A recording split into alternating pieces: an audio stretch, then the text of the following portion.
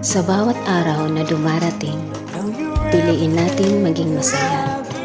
Maraming hamon ang buhay, pero tayo ang may kapangyarihang magbigay kulay sa bawat sandali. Tandaan, kahit simpleng bagay, pwedeng magdala ng ngiti. Kaya i-enjoy natin ang bawat sandali. Magpasalamat at patuloy na magpakatatag.